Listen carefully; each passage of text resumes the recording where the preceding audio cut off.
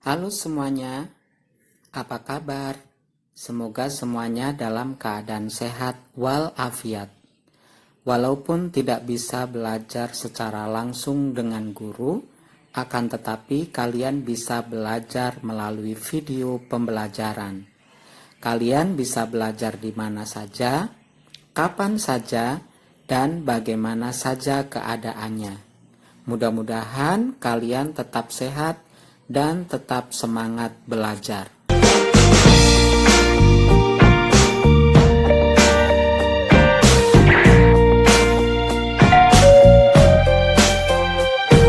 Kali ini kita akan belajar tentang gagasan pokok.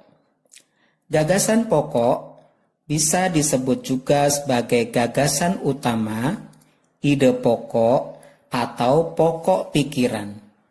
Kalian pasti sudah sering membaca cerita atau membaca artikel atau paragraf yang ada di dalam buku pelajaran.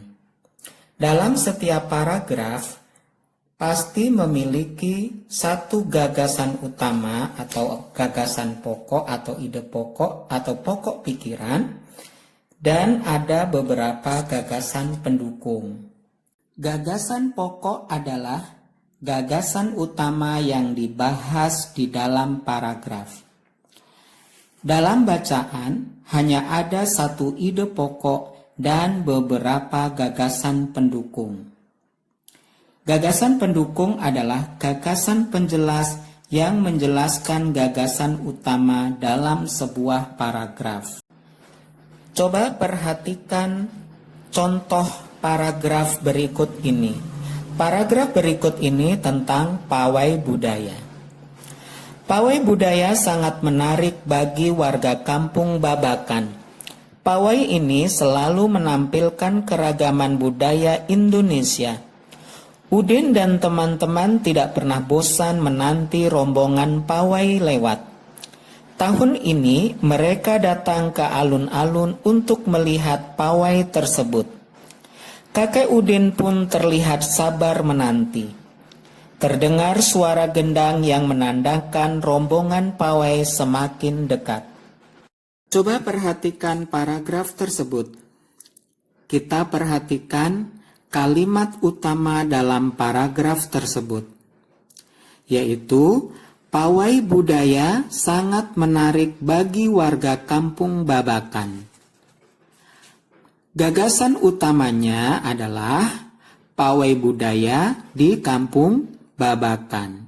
Adapun gagasan pendukungnya adalah pawai selalu menampilkan keragaman budaya Indonesia. Udin dan teman-temannya tidak pernah bosan menanti rombongan pawai lewat. Mereka datang ke alun-alun untuk melihat pawai. Suara gendang yang menandakan rombongan pawai semakin dekat. Untuk menemukan gagasan utama atau gagasan pokok dalam sebuah paragraf, kalian harus benar-benar membaca paragraf tersebut sampai paham. Karena gagasan pokok bisa terdapat di awal paragraf, di tengah paragraf, atau di akhir paragraf. Ini adalah contoh gagasan utama yang ada di awal paragraf. Contoh yang kedua ini adalah gagasan utama yang terletak di tengah paragraf.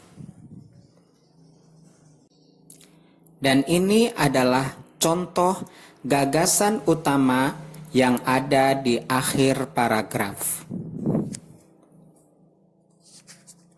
Maka dari itu, ketika kalian membaca sebuah paragraf, harus benar-benar dipahami, sehingga kalian bisa menemukan gagasan pokok atau gagasan utama di dalam paragraf tersebut. Bagaimana? Bisa dipahami kan cara menemukan ide pokok atau gagasan utama dalam sebuah paragraf.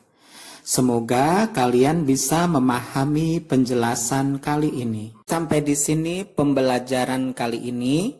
Jangan lupa pencet tombol subscribe dan loncengnya agar tidak ketinggalan pelajaran. Oke, sampai jumpa.